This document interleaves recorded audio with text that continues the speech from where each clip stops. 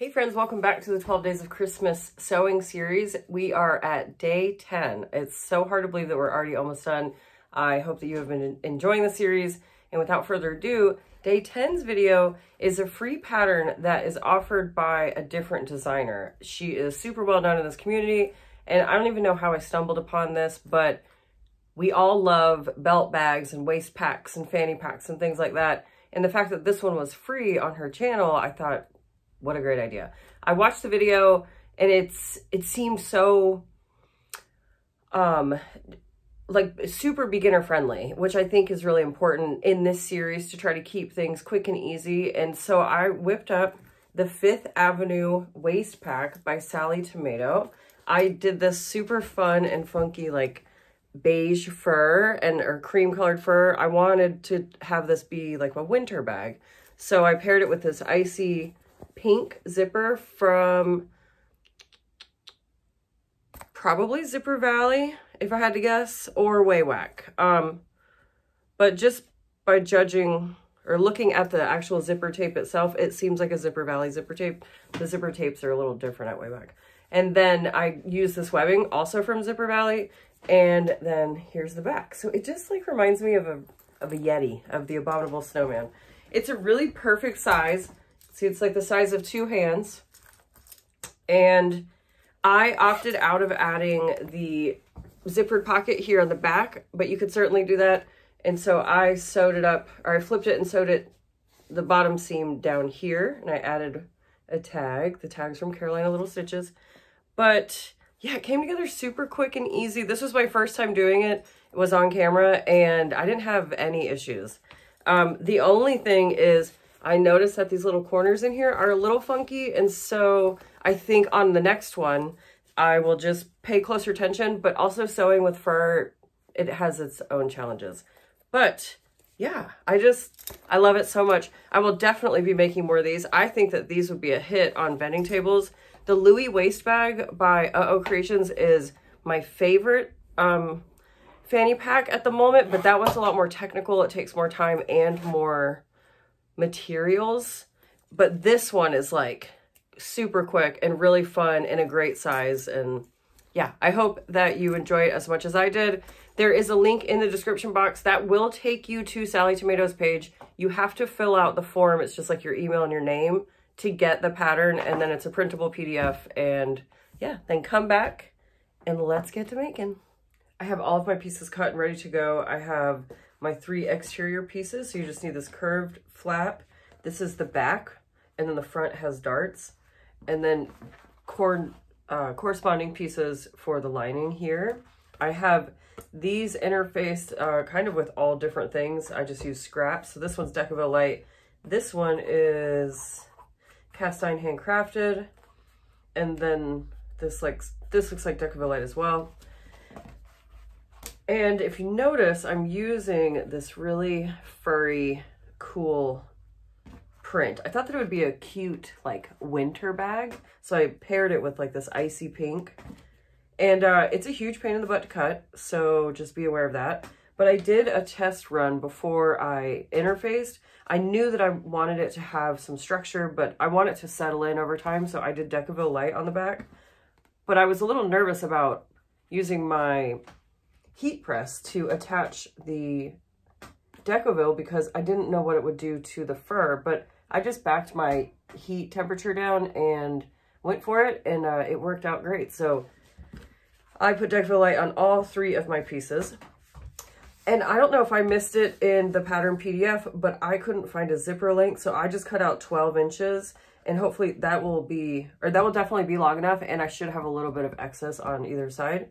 I have my hardware. I am using a lobster clasp, and I'm going to be clasping it to this ring for a closure. But in her original video, she shows you how to do a slide release buckle or side release buckle, but you can really, any type of attachment that you want, you can use.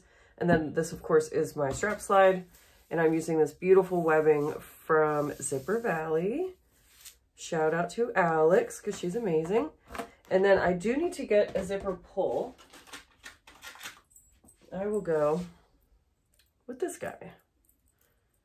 If I can get it, there we go. so let's get to it, shall we? I am going to burn the edge of my zipper and get my zipper pull into place.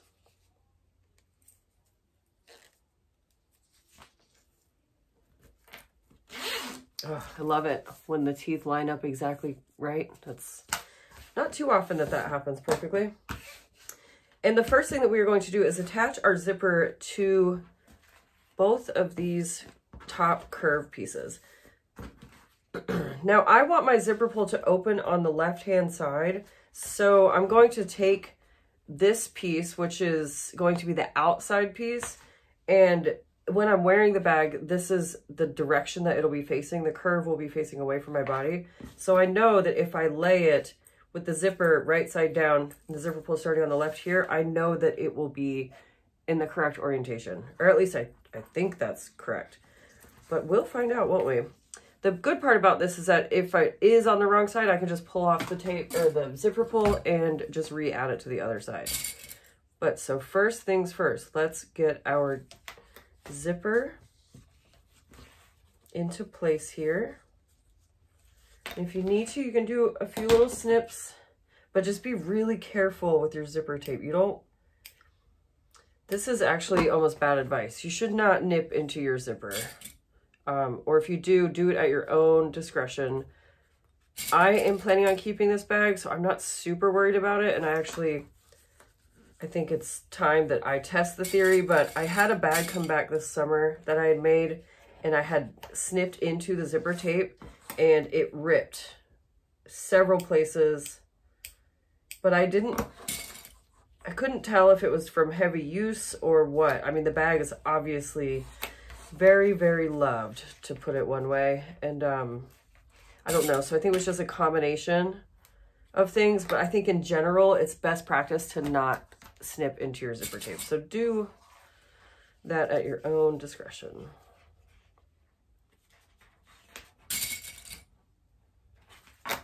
And then this goes on top, but because I'm working with this slippery fur, I am going to, oh look, it's wrong. Already it's wrong, but it's okay. I'll get it into place, then I'll add my zipper pull. I don't know what I'm wearing. I don't know, whatever. You put your zipper pull wherever you want to put your zipper pull. But because this is slippery, I'm going to go to the machine and I'm going to tack this into place before laying this on top. But I'm going to bring this over to the machine and do that once I am over there. So see you there. I don't have any white thread in my Tex 45 or Tex 70. So I'm going to kick it old school and use some Aurifil that I have in my stash. And this is Aurifil 50.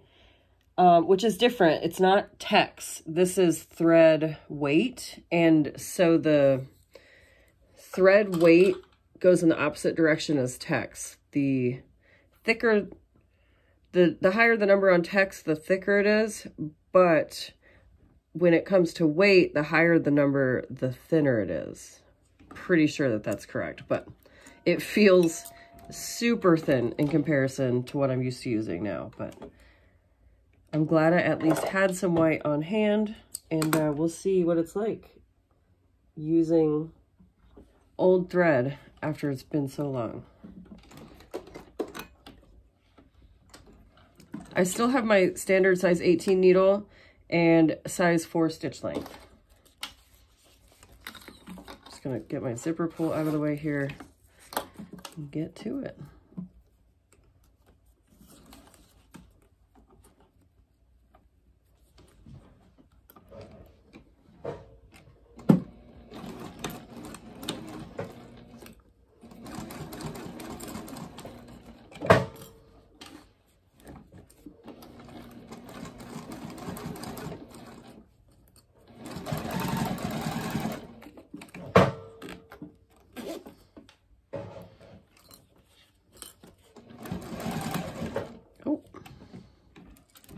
First casualty.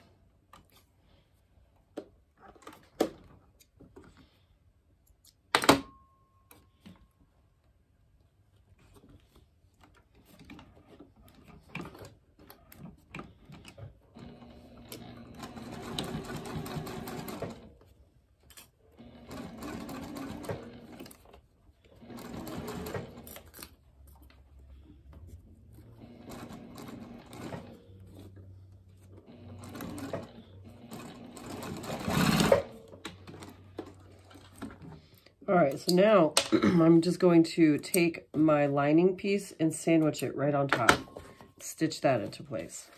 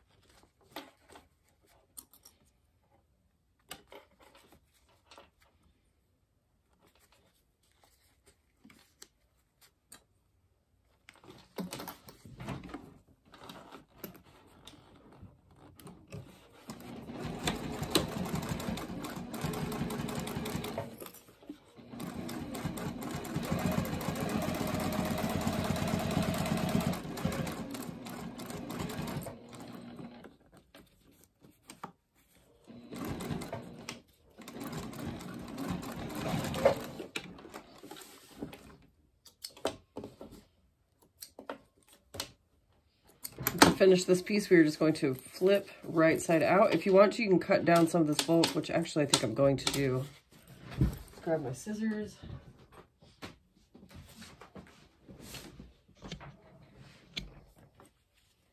But I just want to be careful not to cut the zipper tape. So I'm pulling that up and out of the way. Working with this fur is a mess. It just gets everywhere. So that is just something to be aware of. It's been a really, really long time since I worked with fur, and now I remember why. But it is cute on certain projects though, so sometimes it's worth it. Okay, so now we're going to flip right side out.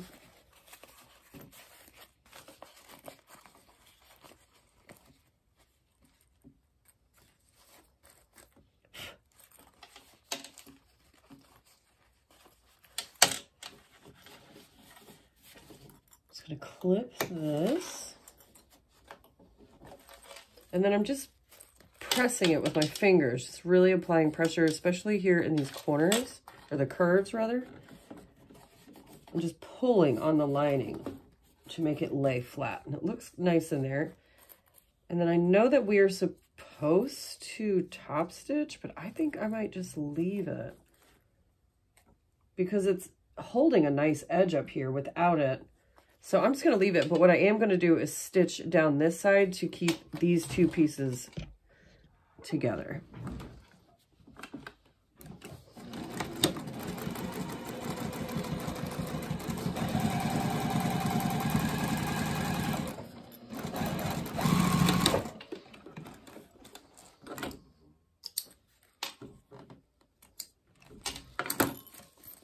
And here's what we have now. And let's go attach the bottom. We need to grab the two pieces that have the darts, and we're going to do the same thing that we did for these top pieces. So we need to lay this on here. I'm going to trim my zipper down just a little bit. I should have marked the center of my zipper to begin with, but I didn't. So living life on the edge. So I'm just lining it up with the edge of this piece here and clipping with the zipper tape on the main panel.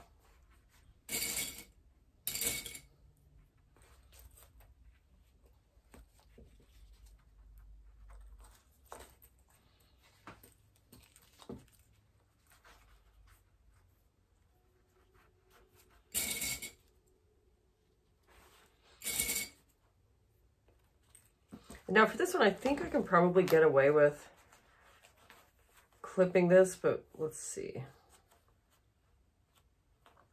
Here we go.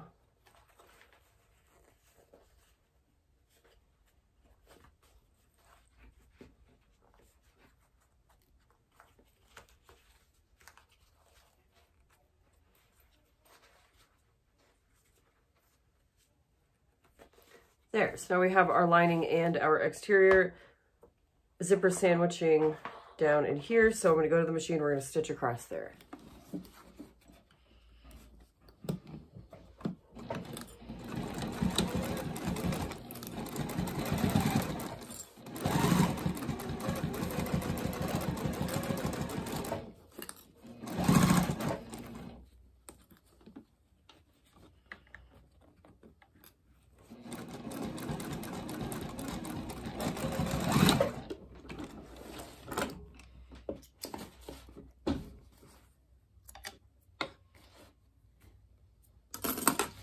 Let's fold these down and take a gander at what we've done so far. It's shaping up to be a cutie.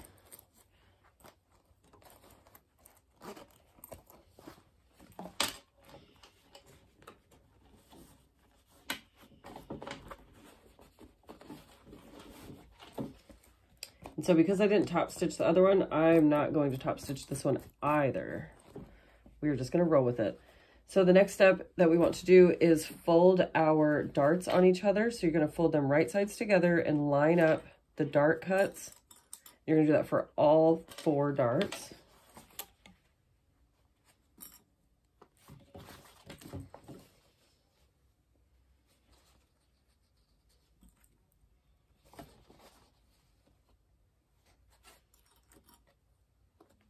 And then now we need to stitch them. So you're just going to stitch at, I'm going to do a 1/4 inch seam allowance, top to bottom. And I'm not tapering it at the top. I'm maintaining that 1/4 inch seam allowance the whole way. See, maintained. Instead, because a lot of people want to go straight to the dart, and it's not the same as in garment making where you do that.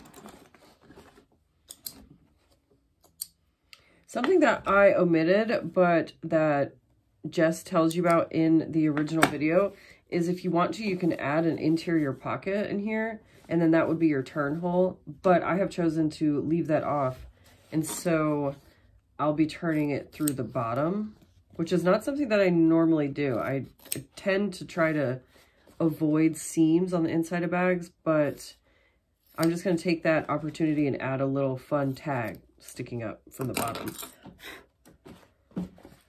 Okay, so now what I want to do is kind of tack these together. So I'm going to flip my lining down onto my exterior and flip the darts so that they're lined up.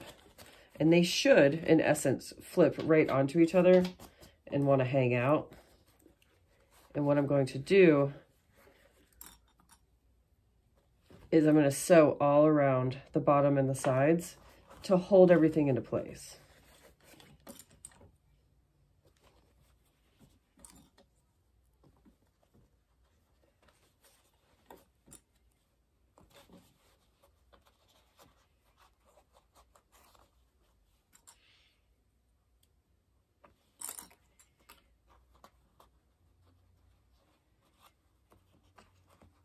I'm trying to nest these seams so that they're not getting in each other's, whoa, that went down my sleeve, so that they're not getting in each other's way. So most of the time I have to butterfly them in opposite directions, but you might just need to play around with that and see where it naturally sits the nicest. You don't want to have to fight the seam.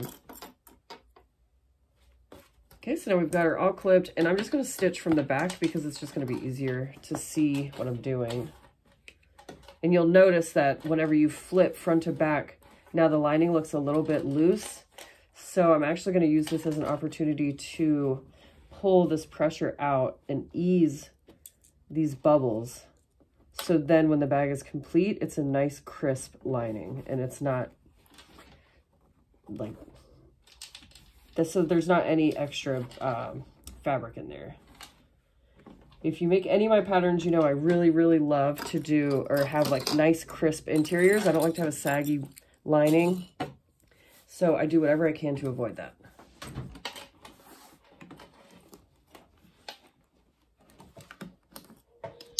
Switch up to a basting stitch for this.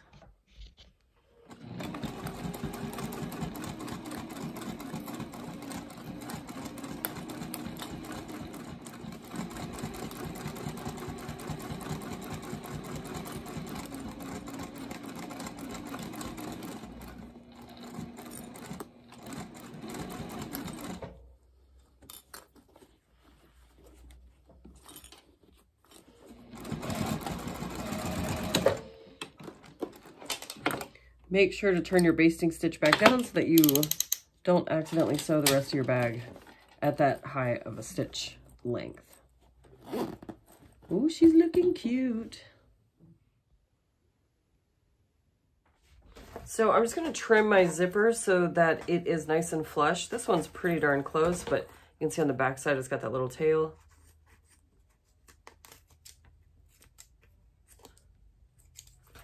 And the same on this side. And then of course you just want to be careful not to trim or not to pull your zipper pull off on accident. If you want to, you can even tack your zipper down, which I think I am going to go do that because the fur, it's already making it a little hard to tell what's what. So I'm just going to go and add a couple stay stitches here across the teeth. I'll be right back. Well, as you can see, my attempt worked about as well as carrying water in a colander, but you know, something's better than nothing. And I just remembered I need to add a little tag. I think I might add it on the back as to not take away from my fluff. Let's see. It's been a while since I used my cork tags. I have to find them. Here we go. I get these from All This Wood on Etsy. Heartwood and Hide also does really nice cork tags. So either one of those I highly recommend. I think I'm just going to add it right down there. I'm going to center this girl.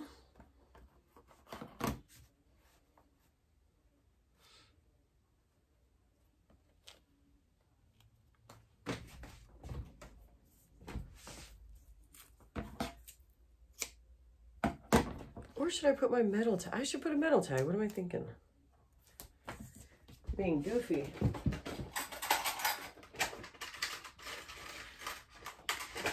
Because this brass, it'll look good with all the hardware. There, Nicole.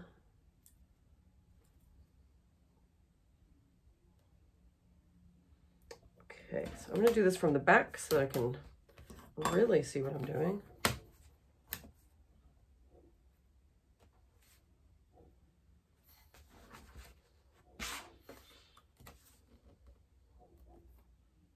That's funny, from the front when I measured it, it seemed like it was 10 inches wide, but I think it's just because of the fur. It's definitely not. I'm glad I flipped her on around. I'm just going to apply some pressure to make indentions in the interfacing so that I know where I need to make my little cuts.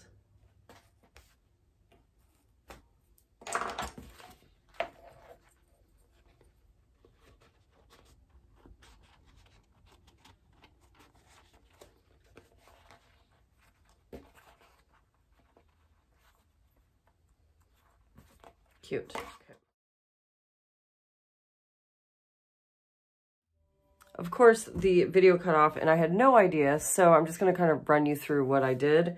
I attached my metal plate and then I cut off 4 inches from my strap and put a ring loop through. And then what I did was, instead of using a hole punch, I just wiggled through the weave of this webbing and added 1 rivet, and that's just for stability, keeping the ring in place, and then also looks cool. And I'm going to clip it 1.5 inches down from this top edge. So 1/2.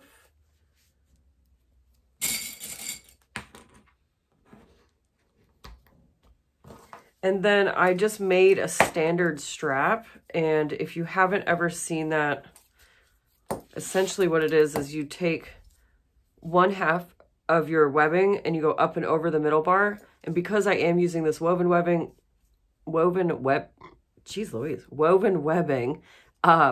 I tripled it. So I wanted to encase the raw edge of it down in there. And again, I used a rivet and I wiggled through all 3 layers and I did not punch a hole. Because if you cut these, they're all connected. And so if you cut one up here, eventually it's going to unravel. And so you want to avoid any sort of punctures or cuts or anything like that if possible. So I wiggled through and put a longer rivet through this section.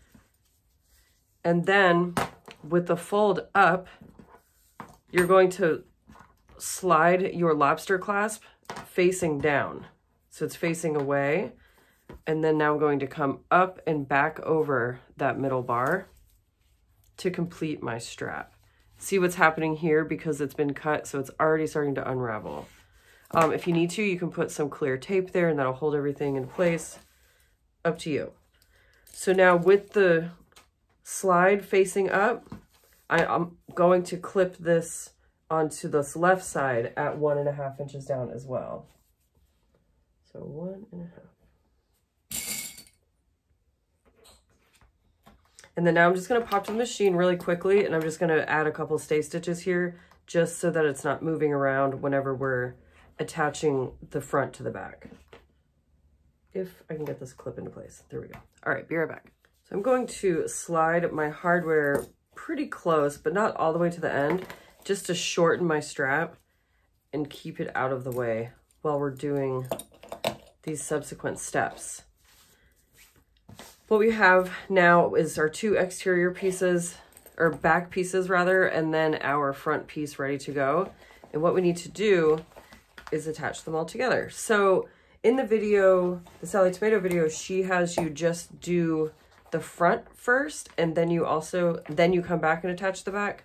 And so I think that that might be the easiest because this is going to be my turning hole. I don't want to accidentally stitch all the way around and just get caught up.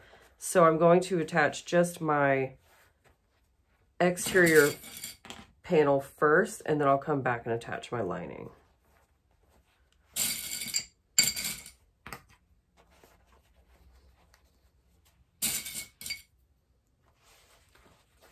I'm kind of starting from the center and working my way out. I keep picking up this presser foot. That's so funny. I never even use that presser foot. I don't know why it's in there. Be gone.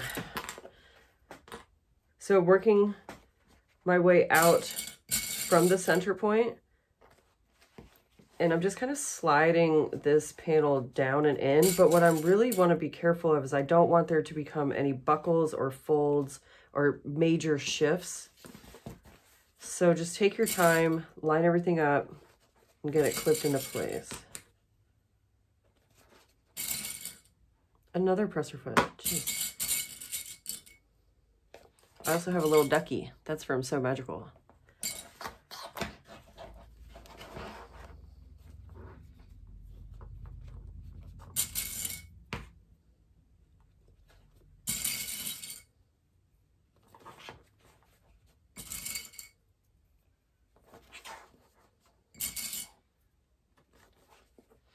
She designed a really simple, quick pattern that fits together perfectly. This is really nice. So I'm going to go to the machine, I'm going to stitch all the way around, and I'm going to backstitch well whenever I come across my strap, my webbing over here, and then we'll come back and add our lining. I'm going to stitch with my lining side up so that way I can really see where my straps are, and I can just have a better gauge of what's going on, because from this side, all I see is fur, and I can't tell if the edges have met up perfectly, so I'm going to try stitching from here. Use a 1/4 inch seam allowance.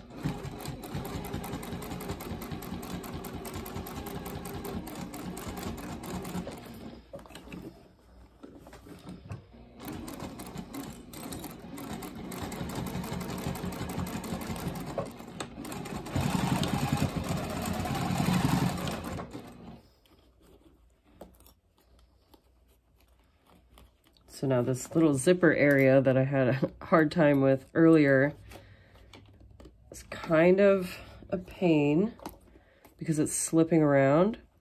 So I'm going to do my best. That's all I can do, right?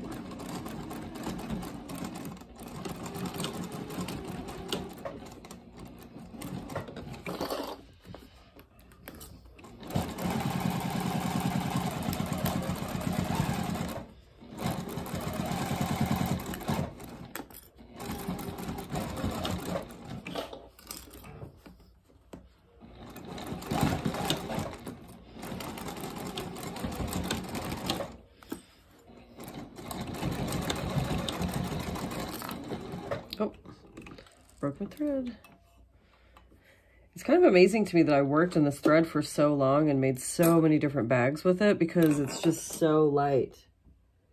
You know, you just don't know what you don't know. And yeah, it's kind of wild. I think I had assumed that I like couldn't use those thicker threads. And I just bought one roll a while back just to see, just to give it a shot. I upped my needle size and then tried the Tex 45 and it worked perfectly. And so it's just been on and popping since there, or since that point. Okie dokes, we got all of our backing attached. And I'm just gonna take a peek. Oh, see it slid off right here. So I'm gonna come back and reclip this and try to catch this seam again.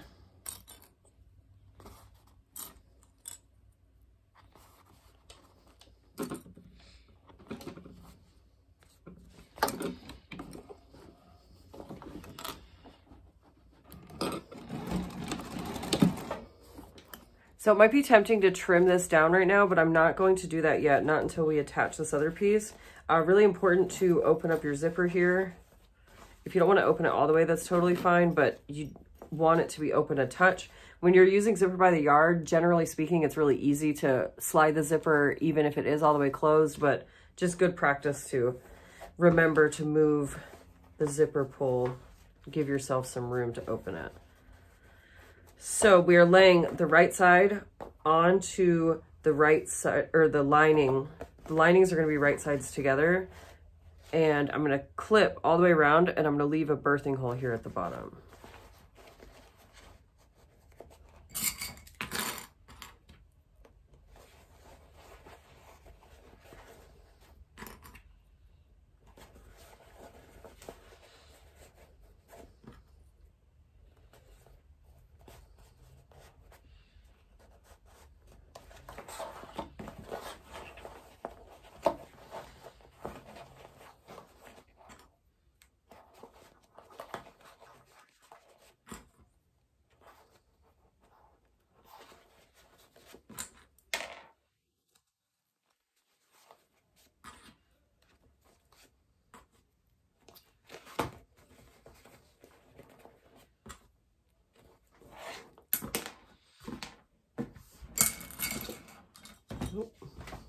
Grab some more clips.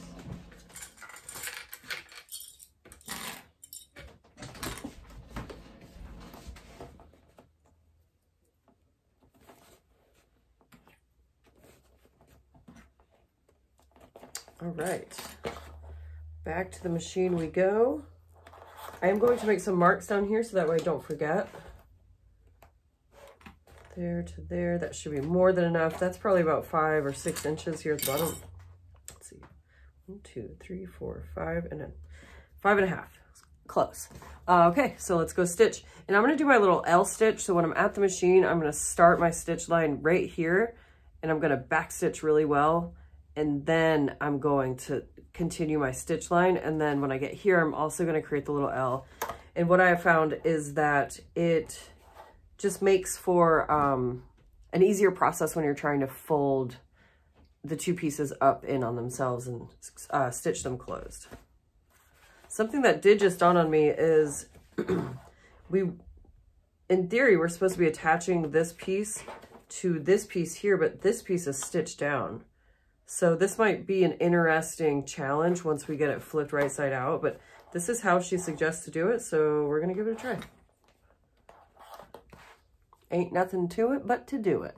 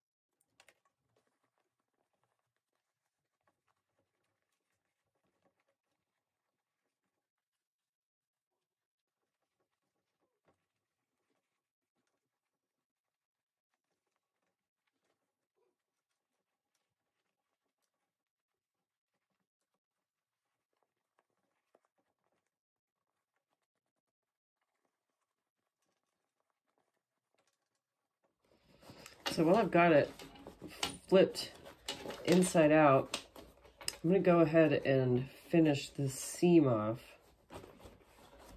Like I was saying earlier, I'm going to add a cute little tag in there.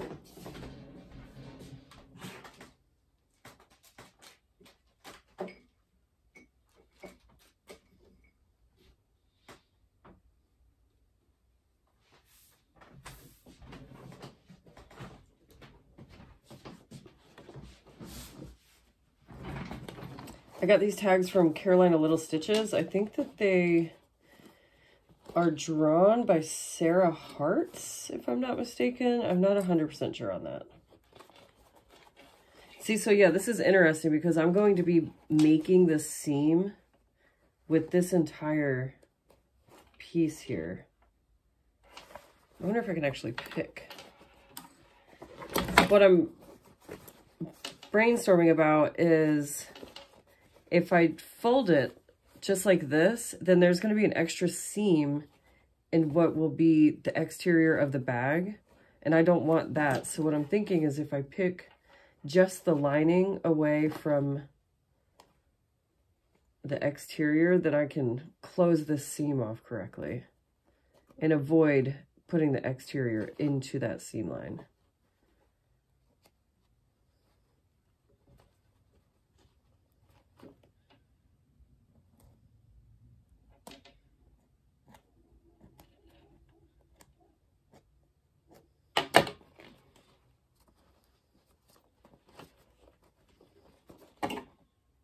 So I guess in the future, if I make another one of these, whenever I am tacking the exterior to the lining, I will just be sure to leave this bottom gap open as well.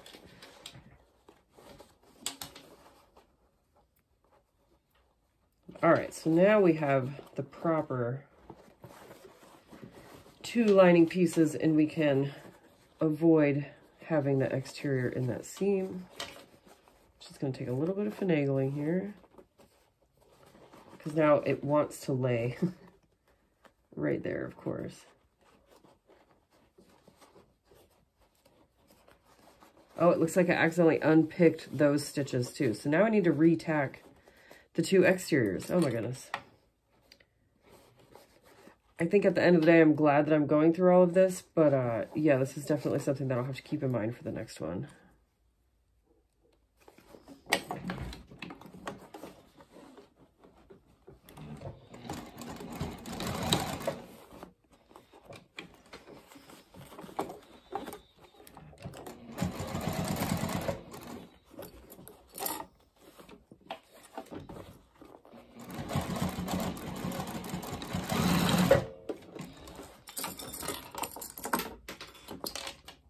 Alrighty, so separately now I have the linings, or the exteriors, back together, and the linings are loose and available to fold the standard way of closing up a hole. So let's try that.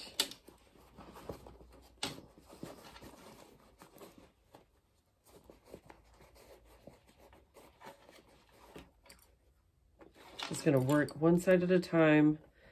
Get it folded under. Okay, great. Rip it a little bit, make a mess. And now I can flip and work on this side.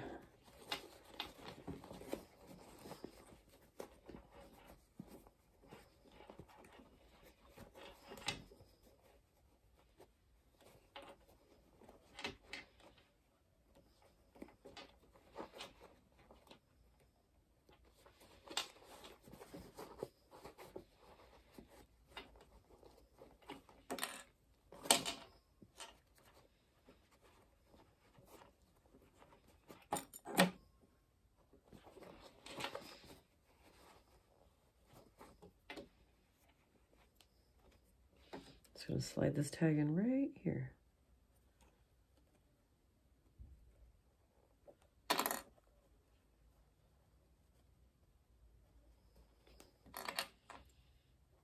Cute.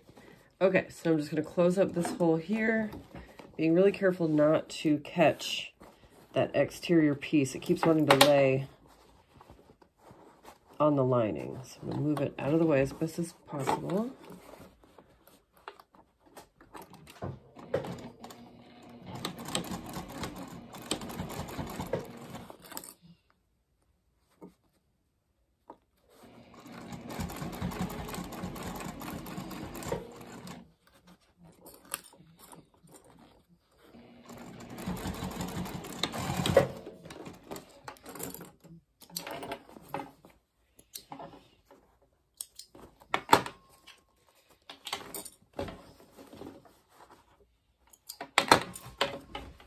Okay, let's finish flipping her right side out.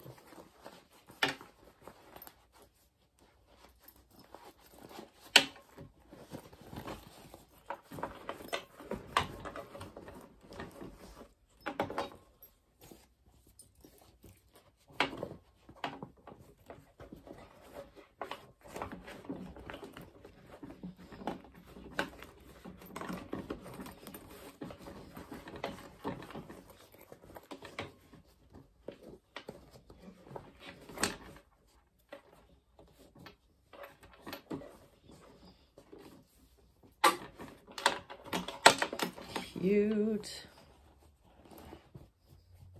Reminds me of like a abominable snowman.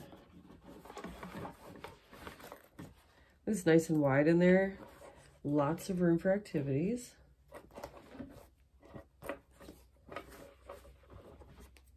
You can hold lots of snacks. I wish I would have put my tag in the other way because you can't really see it. The fun part's on the other side. So I might pick that out and fix it just in the future. Cute. I hope that y'all enjoyed day 10 of the 12 Days of Christmas series and enjoyed this generous free pattern from Sallie Tomato. I am about to go fill it up and go out to a birthday dinner, and I'm super excited to use it. I hope that you guys really enjoyed the video. Like I already said, you know, and please like, thumbs up, all that stuff, share, post, pin, yada, yada, yada. Thanks again for watching and tuning in, and I'll see you back here tomorrow for day 11 of 12 Days of Christmas. Jazz hands.